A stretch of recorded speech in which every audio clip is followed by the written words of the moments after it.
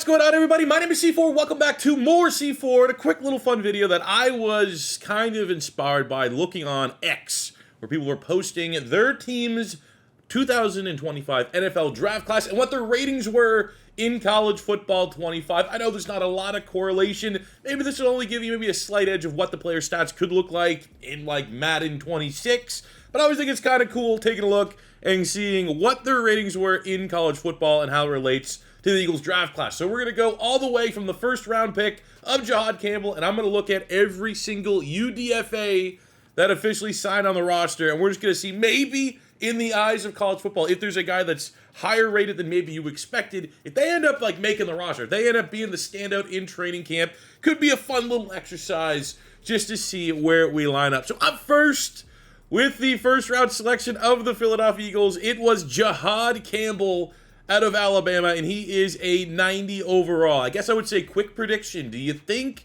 by the time we get to the end of the video, is Jihaad Campbell going to be the highest overall player that the Philadelphia Eagles selected? I think my gut says yes. There could be a surprise along the way, but I think it is fairly confident that Jihaad Campbell, a guy that is regarded as potentially a blue chip talent, will be the highest rated player. Taking a look at Jihaad Campbell, obviously this is a little bit more niche, and maybe if you're kind of eyeing how the ratings team rated him in college football, maybe some of these things will carry over to his Madden rating. But you're seeing a guy that's very versatile. You're seeing a guy that's a freak of nature athlete with 90 speed and 93 acceleration. But we start out hot with a 90 overall for Jihaad Campbell. Up next, we have our second round pick, Andrew Mukuba, who is an 87 overall. I'm not gonna lie, I thought that would be a little bit higher. If you watched Texas play, especially down the stretch, an argument could be made that he was the best player in that secondary, and that considers a first rounder in Jahdae Barron, who went to the Denver Broncos. But you have a player that's very, very versatile. Zone coverage, probably even dogging him a little bit on his run support. Maybe that's because of his undersized, what is he, 5? Yeah, I mean, I don't know if he's every bit 6 feet tall. 190 pounds, but this guy hits like a heat-seeking missile. I mean, again, 83, that might be a little low. But you're getting a guy with great coverage ability and a pretty decent athleticism. So an 87 for Mukuba, firmly second place for our ratings. The fourth round, the Philadelphia Eagles selected the Vanilla Gorilla himself, Ty Robinson, who is an 85 overall for the former 4-star recruit. Something that I always think is now interesting in comparison to see how well the college football game got their ratings right, because Ty Robinson, we all know his high RAS scores, athleticism, was one of the most athletic defensive tackles in the country, and I don't think 75 acceleration and 64 speed does him justice. But an 85 overall is a pretty good rating. Pretty much anything 85 plus would signify in college football that you're a very good player and an impactful player. Up next, we have Mac McWilliams from Central Florida. Was not really highly regarded in any way, shape, or form in college football. Only a normal dev trait, and he was kind of, I think out of all the players, he might have been him and Hinton from Michigan, the tackle that we got in the 6th round. Were probably the two that I was like, I'm going to be honest, never really heard of. But the more that I've kind of gone down the rabbit hole of Mac McWilliams on social media, I mean, the report is essentially every time Central Florida played a big-time wide receiver, he was tasked with stopping them, and no one ever really had a big-time game. And then he went to the Senior Bowl, had a standout Senior Bowl, and usually guys that do stand out at the Senior Bowl in that all-star game level of competition tend to have a pretty decent hit rate in the NFL. And I think ultimately with Vic Fangio's success with Quinyon Mitchell and Cooper DeJean last season and identifying that young talent as a perfect fit for his scheme, I think we got to give him the benefit of the doubt on McWilliams. Next, we have Drew Kendall, the center from Boston College. Not bad at all. 85 overall. Also pulled a star dev trait for the former 4-star recruit. And we have a guy that very well rounded, high IQ. Athletically speaking, with that 83 acceleration, kind of checks out because he was a very high RAS score, which is exactly kind of what Jeff Stoutland likes to look for Stoutland U. And the guy that is penciled in currently as our center too, not bad. I mean, I'm going to do it, honestly, 85. A little bit higher than I would have expected. Rounding up the 5th round picks, we have Smile Munden, the 5-star recruit for the Georgia Bulldogs. Impact dev trade for the young man here, who's coming with some great tackling ability, high IQ, not a liability. I mean, anytime you're 80 plus in both zone and man, probably some of the best coverage ability in all of the nation last year in college football, and with undeniable athleticism. 94 acceleration, 89 speed. I think that will probably translate to his Madden 26 score. And I hope, first and foremost, that's something that translates on the field, as he will be definitely one of the guys that we're looking for during the preseason. Looks like Jihaad Campbell, no one really knows what his availability is going to be. So I think there's a realistic opportunity that it's going to be Munden versus Jeremiah Trotter Jr. early on in camp for that LB2 spot next to Mr. Zach Bond. And Munden has all the opportunities in the world to make the most of it and find himself as a potential starter week 1. Damn, Myles Hinton, 6th rounder, 87. This is a guy that probably might have been the most surprising pick. And I think for me as a draft snob, I think if I kind of flipped Hinton as our UDFA pick and we went Holland Pierce, the just freakish alien out of Rutgers, in that 6th round, like, I have no problem with it whatsoever. It was very surprising to get him. He probably was, again, him and McWilliams were probably the 2 on the Eagles board that made you go, that's weird. Didn't know a lot about this guy. 87 for Hinton, one of the highest rated players in the eyes of college football, 25 on the Eagles draft class. That is very surprising. But welcome to Stoutland U. Best of luck.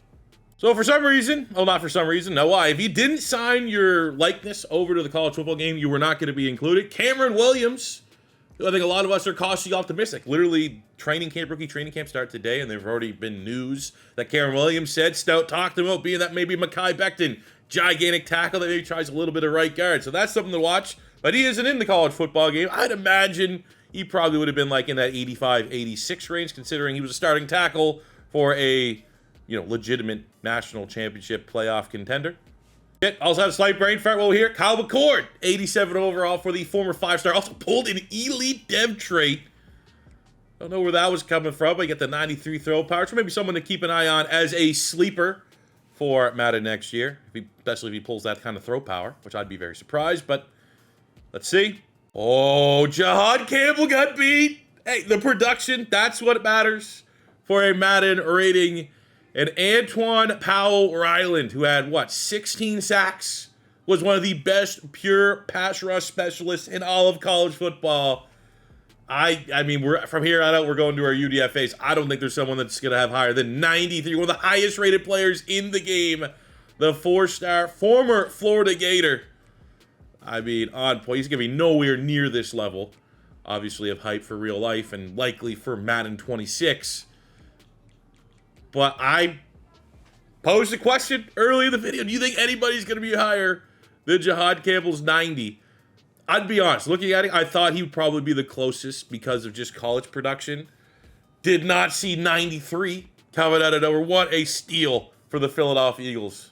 If you're going to go with the incredibly casual approach of look at their college football rating. How did this guy fall to the 6th round?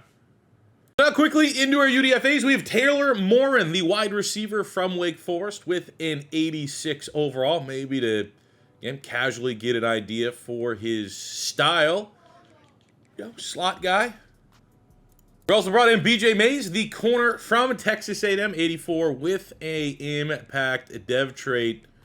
Again, kind of a guy that's definitely not that athletic, looking at how he tested at his pro day. But best of luck at you trying to stand out in the preseason. Ooh, we got our mate. Well, I think this is our tied for lowest rated, if not outright lowest rated. I don't want to be like, oh, now we have our lowest rated. We're talking about UDFA. So we have 82 overall for Brandon Johnson, the former 4-star out of Oregon. Another player that's a little bit slighter, probably nickel reps at best. Lance Dixon, former 4-star on Toledo. We got 2 Toledo guys. The pipeline from Quinyon Mitchell. Obviously, Sirianni and Toledo's head coach were roommates. Love to be wrong, but and I love anytime you get a linebacker that has 90-some speed, you feel decent about it, but woof. A lot better rating with his teammate, Maxon Hook, who's an 89 overall, one of the highest rated players from the Eagles class as a UDFA. I mean, he was a steal of UDFA. A lot of people had him as a 4th, 5th round pick. As a pre-draft process, got 95 pursuit. Got a guy that's decent in coverage, a decent enough athlete, former roommate of Quinyon Mitchell. If he can cover roll it on special teams, he might be one of those long shots that might not end up being that shocking if he could find a way on to the roster, if not very likely practice squad. Now I'm so desperate to have Florida Gators on the Eagles roster. I'm counting Rylan Powell as a former Gator. He still is there. But the only actual one that we did bring in, shout out Howie for finally bringing some Gators. We got Montrell Johnson out of the Gators, 86 overall. It's a player, 97 carry. I mean, he just doesn't really fumble the football. A lot better athleticism than that. I was shocked when he ran like the 4.4 at the combine. I watched every Gators game. I thought he was probably, late third-round pick, somewhere in that range. Love the value as him as a UDFA, but he was a lot faster testing out of pads than he looked like on the field, and he'll definitely be a guy that I'm going to be rooting for during the preseason games to make the most of his opportunities. Now, before we finish up with our last UDFA, because remember how I said if he was a draft pick and not a UDFA, I would have thought about the draft class differently. We have a couple invites. I looked through literally guys that aren't official UDFA signings. They're just coming to camp. And if they look like they might have a potentially interesting profile, we'll highlight them. We got Darius Lassiter, an 82 wide receiver from BYU. We now have Jacques Stewart, another Toledo to Philadelphia pipeline. I mean, Toledo's a hell of a program, so I'm not going to say like, oh, look, there's favoritism. Can we get a better program than Toledo? I mean, we also have the Georgia Bulldogs, which is a good trade-off, but an 85 for him. It's interesting. We got Ridge Texada from Texas, the Mean Green, North Texas, and he is a guy that has very interesting athleticism, 84 rating. Here's an interesting name. We got Austin Eckler's brother from Wyoming. Kind of slipped through the cracks. He was a guy that another dude had draftable grades. Wyatt Eckler, 84 overall. Also tested very well at his pro day. A lot more athletic than this game is giving him credit. So that's an interesting storyline and guy to root for during camp. Another interesting pipeline. Giles Jackson, we got an 86 wide receiver from Washington. Jed Fish, the head coach of Washington, was roommates with Howie Roseman during their time at Florida. That could be another interesting pipeline to keep an eye on. 86 overall, one of the highest rated players from our camp invite class. For whatever it's worth, we have Jordan Wright coming in from UConn, who's the highest rated DB on the Huskies. Marcus Tate from Clemson coming in on a camp invite. He's an 86 overall, former 4-star on the offensive line. Guard tackle versatility. Welcome to Stoutland U for at least training camp. Another SEC guard in Andre Carrick from Tennessee with an 85 rating. Got one of the rare tight end invites. Drake Dabney was the #1 tight end on TCU with an 81 rating. Ooh, this is what I like to see. Holden Willis from Middle Tennessee State going back. Maybe got some insider information from Reed Blankenship. 86 overall. Tight end training camp invite. Great set of hands. Very aware. Great athleticism. Okay. And without a shadow of a doubt, from camp invites only, and throw him in almost with the UDFA class, Kaibon Rucker is in out of North Carolina on a camp visit. 90 overall from North Carolina. Very productive player over the last couple years. He probably, out of everybody that's just coming on a straight camp invite, you'd have to consider maybe he doesn't have the backstory of Austin Eckler's brother. Probably has maybe the best shot at making the practice squad. If not, hey, who knows? Sky could be the limit here. But the final player from our UDFA class, and I said if we swapped him out for like Myles Hinton, we have Holland Pierce, the second highest rated Eagle from this class. Higher than Jihaad Campbell. Again, it is what it is.